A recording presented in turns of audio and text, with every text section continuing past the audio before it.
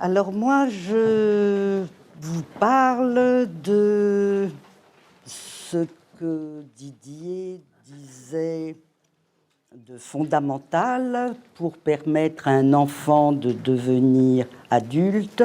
Il était question de lui parler de sexualité et de mort.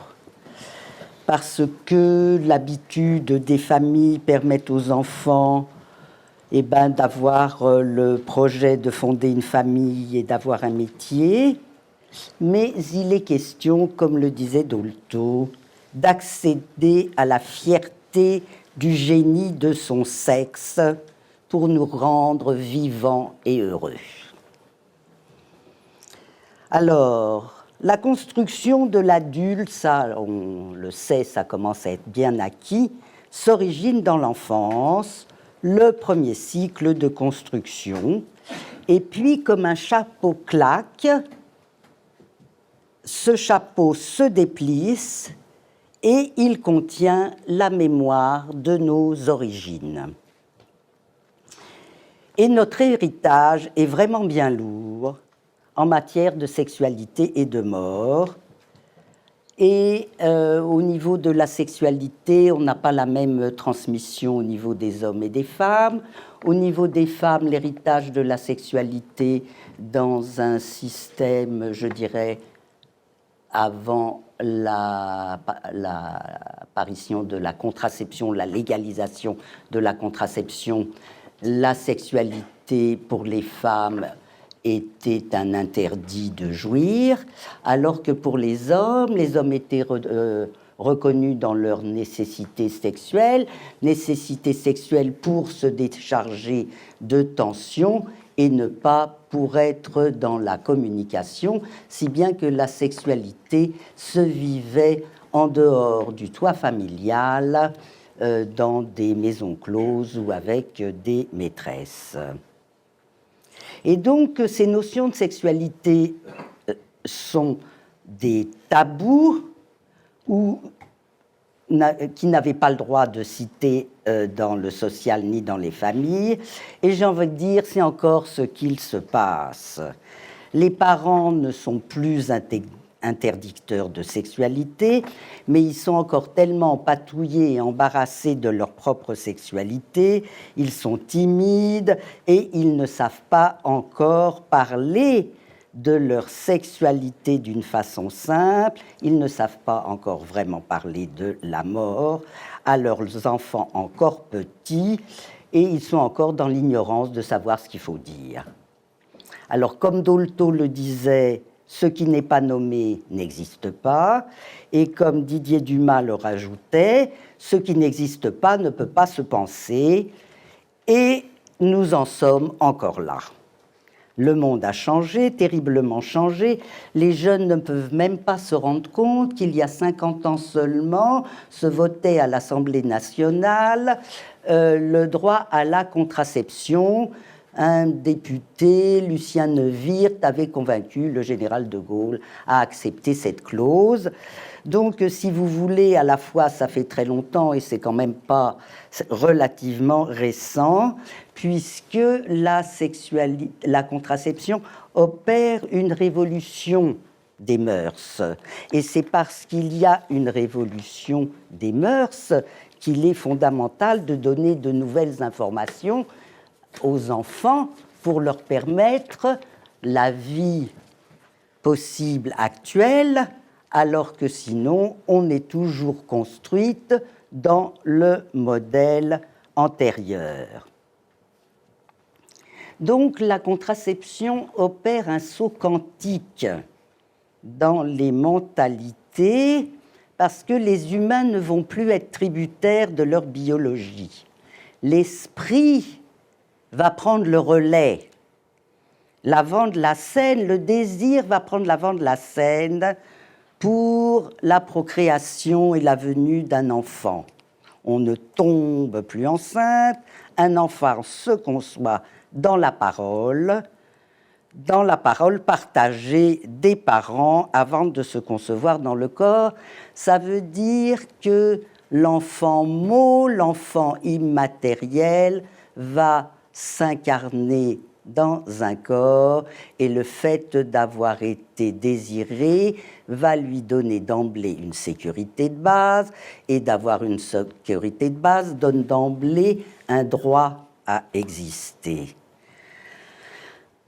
Alors, la sexualité référée au plaisir se trouve alors reconnue, mais sans savoir qu'il est nécessaire de transmettre à l'enfant des informations qui va le rendre capable de pouvoir et de savoir la vivre.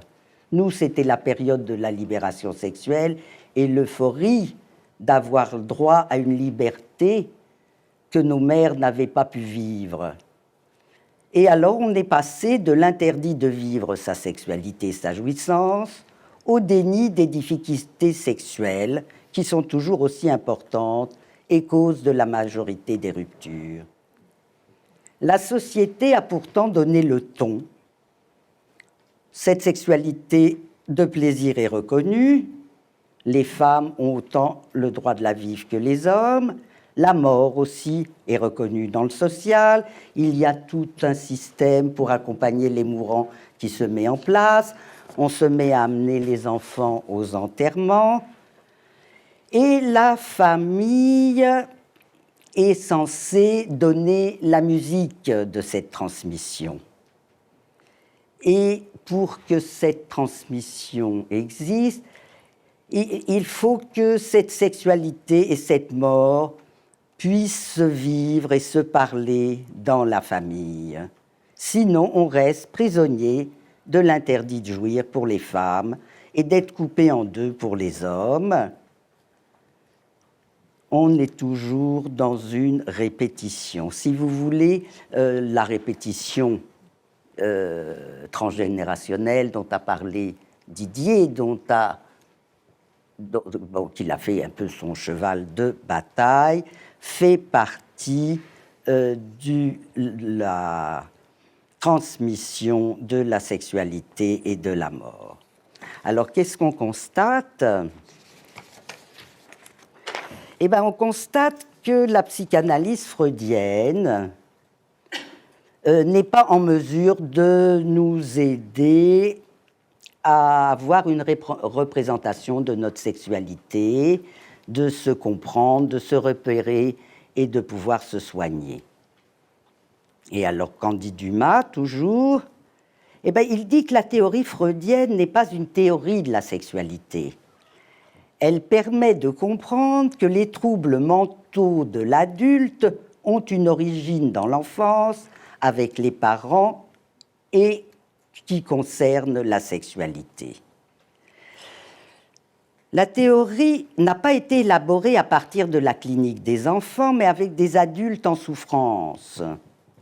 Et le mutisme des psychanalyses face à la sexualité et à la mort redouble le mutisme des parents, et c'est comme ça que la sexologie a pu naître pour combler le manque de paroles exprimant le plaisir et la jouissance. Alors pourquoi la psychanalyse freudienne aide si peu à savoir vivre notre sexualité ? Parce que la théorie s'appuie sur une théorie qui met en jeu l'enfant, on l'a dit, hein. Bruno l'a dit, Alix l'a dit, un peu Lucas aussi. Ça veut dire que la théorie freudienne met en jeu la sexualité de l'enfant à partir de 3-4 ans, c'est-à-dire à partir du moment où le centre vital de l'enfant, c'est son cœur et ses sentiments. Ce n'est plus les sensations et son sexe. Ça veut dire que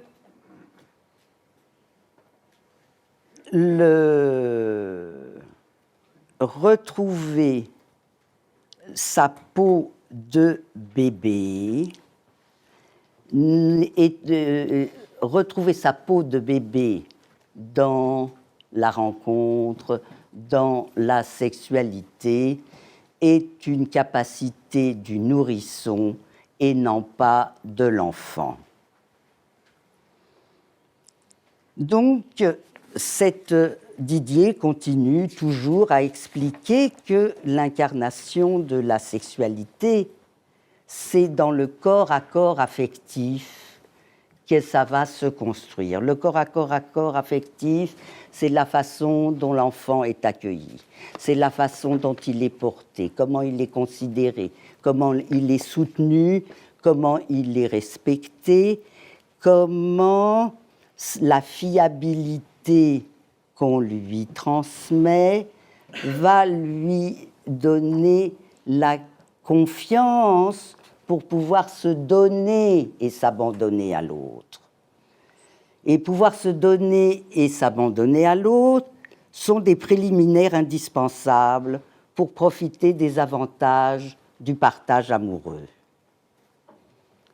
Alors ce petit bébé grandit, il se met debout, il se met à marcher, il se met à parler, et c'est là où il va apprendre à séparer les espaces. Dans l'originaire, l'enfant ne se sait pas séparer de sa mère, de son père, de ses tuteurs, et c'est ce que l'on va retrouver dans les préliminaires de la rencontre, où l'étreinte des amoureux va faire fondre leur peau pour se retrouver dans un espace commun.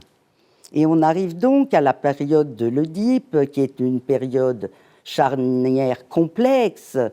Elle est tellement complexe qu'il lui faut du temps. Il lui faut du temps pour articuler la platonicité des sentiments, centrés au cœur, à la charnalité de la peau que s'est donné le bébé. Et donc, tout notre travail de parents est d'être tout à fait respectueux et de l'importance de répondre aux questions, de transmettre la vérité de notre histoire. Justement, pourquoi transmettre la vérité, c'est pas au nom de la vérité, c'est pour permettre justement un alignement, qu'une communication soit unifiée entre les sensations du sexe et les sentiments du cœur. Parce que sinon, le mot, il sait très bien, lui, hein, puisqu'il l'a toujours dans l'originaire. Hein, il sait très bien que quand on lui raconte des salades, ça lui fait pas... c'est pas quelque chose qui sait accueillir facilement. Hein. Il y a de la rétraction, il y a de l'interrogation, et ce genre de secrets, de mensonges, de non-dits, va le faire rester dans l'imaginaire, et il va pouvoir courir toute sa vie après les mensonges qu'on lui a racontés pour en avoir la vérité. L'identification aux parents du même sexe, ça c'est important parce que effectivement, on a eu l'idée qu'on voulait plutôt supprimer le parent du même sexe pour pouvoir se marier, hein, pour la petite fille avec son papa. Hein, le fait d'avoir envie de se marier avec son papa, pour elle, c'est le fait de pouvoir témoigner que le monde est plus grand que sa mère. Hein, c'est pas vouloir se marier avec son père, c'est pour témoigner comment, quand on grandit, eh ben, l'espace maternel n'est plus le monde entier, et il est question de propulser l'enfant.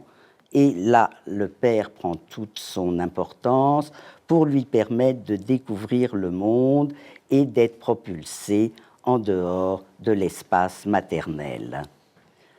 Donc le rôle qu'a joué le sexe du père dans sa venue au monde est fondamental pour l'enfant. La place que ce sexe avait dans la tête de sa mère est fondamentale pour l'enfant. hein, une triangulation est nécessaire pour mettre en place la construction sexuelle de l'enfant. Pendant la toilette, il va être question vraiment de parler très simplement et très clairement à l'enfant de son anatomie. Alors la petite fille, eh bien, elle a 3 trous, et pas 2, hein, il n'y a pas que le pipi et le caca, il y a le sexe. Hein. C'est quand même important de ne pas de savoir qu'on n'a pas seulement que l'expulsion des excréments au niveau des orifices du bas du corps.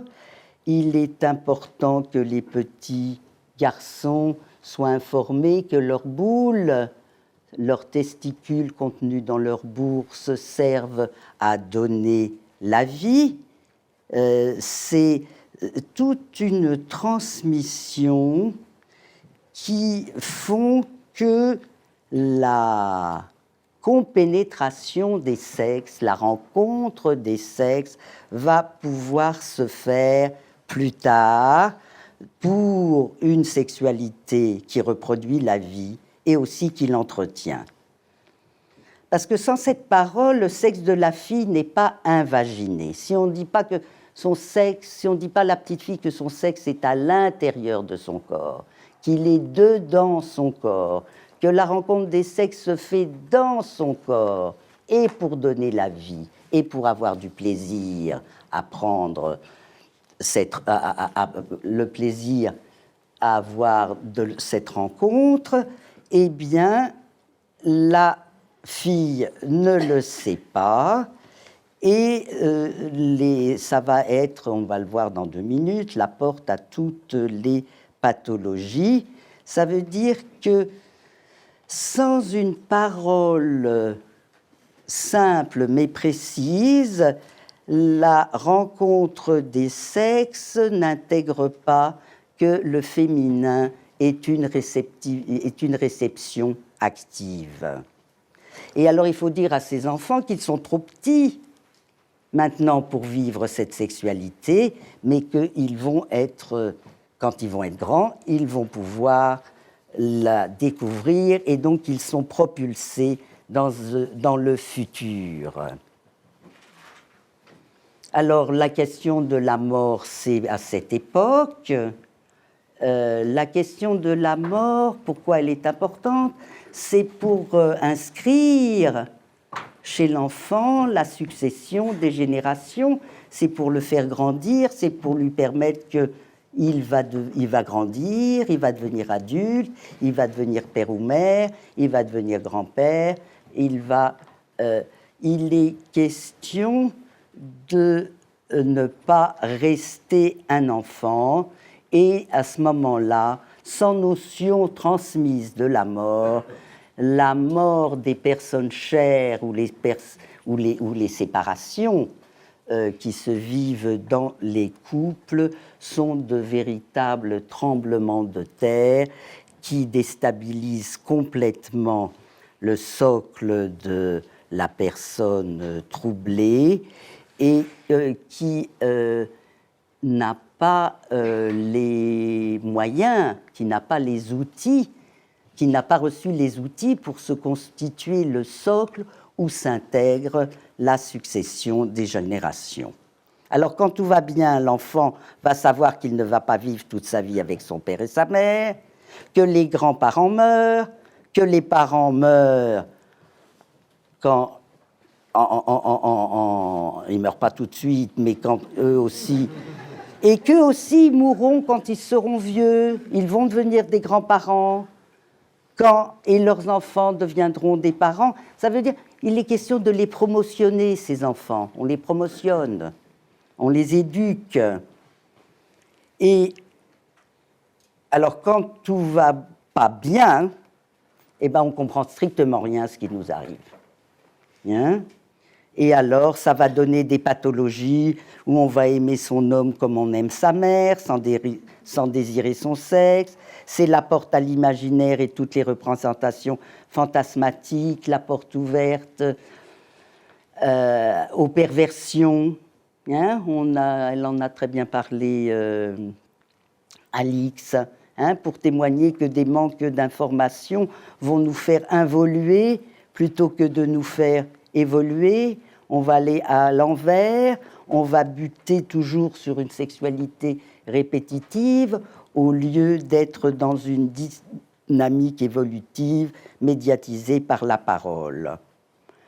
Ou alors c'est l'ignorance que cette énergie sexuelle doit circuler à l'intérieur du corps et c'est la porte ouverte à toutes les inflammations. Vous savez, les ites, les cystites, les vaginites, les ovarites, les salpingites, ça veut dire toutes les inflammations du sexe qui témoignent que le sexe a effectivement est quand même habité par une énergie sexuelle, mais que cette énergie sexuelle ne sait pas être vectorisée, ne sait pas rentrer à l'intérieur du corps, et elle fait du surplace et elle brûle terriblement. Si cette énergie sexuelle ne sait pas être réceptionnée, eh bien ça provoque bien sûr des douleurs. Hein. Cette énergie de vie est terriblement forte. Et alors, si on ne sait pas l'accueillir, ça fait des douleurs à l'entrée, parce qu'on ne sait pas l'accueillir, et ça fait des douleurs au fond du vagin, parce qu'on ne sait pas que le col de l'utérus doit être capable d'être perméable et d'accueillir ses forces sexuelles dans l'utérus et traverser le corps. Et alors, si on est complètement affolé, apeuré, eh bien, on n'est pas là, on s'absente de soi-même et on ne sent rien du tout. On est malheureux, on est fatigué, alors que ce n'est pas l'amour qui manque. Alors, pour comprendre tout ce processus de plaisir et de jouissance, Alix l'a nommé, Didier nous fait passer par la physique et la mécanique quantique, parce qu'on parle de comment le corps peut se représenter soit sous un atome matériel, soit sous un mode ondulatoire, et jamais les deux en même temps. Et le plaisir et la jouissance nous font passer dans le monde vibratoire. Les résonances des sensations, la résonance est un phénomène physique aussi qui fait que on se met à l'unisson. Le contact de muqueuse à muqueuse nous fait retrouver ces sensations de fusion dans un espace commun où on retrouve justement notre espace originaire. Il nous parle de la philosophie grecque où il parle de l'amour comme un médiateur entre le monde immatériel de l'esprit et le monde matériel où évolue le corps. Il raconte très bien comment la sexualité est un investissement de l'esprit, car si on n'est pas ouvert à la relation et si notre esprit n'est pas partie prenante de l'aventure, il n'y a pas de communication et on ne se régénère pas. C'est l'engagement de notre esprit qui permet les phénomènes de résonance et de passer dans le dialogue et l'échange des vibrations qui sont celles des forces originelles. Il nous amène avec la notion énergétique, la médecine chinoise et l'alchimie sexuelle taoïste et sa notion de chi et d'élan vital. Alors, ce n'est pas très psychanalytique, hein, mais Didier aimait beaucoup cette image. Je remercie Catherine Despeux, ici présente, de nous avoir permis de connaître cette image, de nous avoir permis d'avoir traduit les textes chinois sur l'alchimie sexuelle, qui nous permet de comprendre que le voyage intérieur de la rencontre des sexes est un voyage qui nous fait remonter à l'origine. Cette photo nous montre comment l'alchimie est la rencontre de forces complémentaires et différentes, comment on ne va pas du un au multiple, mais on part du multiple pour revenir à l'unité, pour revenir à l'origine. On parle du fait que la sexualité alchimique nécessite une réceptivité active. Ça veut dire qu'il est question de savoir être dans l'accueil et la réception, et une réception active qui nécessite de la force, parce que sur cette image, il y a la nécessité, dans ce foyer inférieur, dans notre bassin, dans l'image d'un char hydraulique qui a besoin de remonter. Dessin d'un paysage intérieur. On est dans tout le mouvement ascensionnel que vivent les amants dans la compénétration des souffles masculins et féminins de chacun quand ils font l'amour et qu'ils savent être dans la rencontre du don et de la réception de chacun. Ça veut dire qu'il y a une inversion du cours d'eau. Donc pour inverser le cours d'eau, c'est là où il faut de la force. Il faut de la force, il y a un char qui est actionné par le yin ou le yang, le soleil ou la lune, les forces masculines et féminines. Ça veut dire qu'on ne peut pas penser à autre chose. On doit être... Il y a une concentration psychique qui permet d'être en même temps soi-même et l'autre, et qui permet d'être dans la recherche de cette énergie, de ce souffle qui nous permet de remonter du bas en haut de notre corps, ou le buffle de faire la bourre pour sommer l'or. Ça veut dire qu'on est dans un phénomène alchimique où les alchimistes transformaient le plomb en or, et où les choses vont se passer au niveau du cinabre inférieur, qui est un champ de transformation et qui va permettre à l'essence de se transformer en souffle. Et ce souffle va traverser nos organes, traverser nos méridiens, remonter la colonne vertébrale, remonter jusqu'à nos organes d'essence, vont nous permettre de voir mieux, de sentir mieux, de penser mieux, et on arrive au sommet du pic surnaturel, tout ça pour vous dire que c'est une remontée, on remonte à l'origine, et au niveau de la mort, c'est aussi le fait de pouvoir, comment notre souffle vital va nous quitter aussi par le sommet de notre tête pour aller se fondre dans le vide médian. Eh bien, je vous remercie.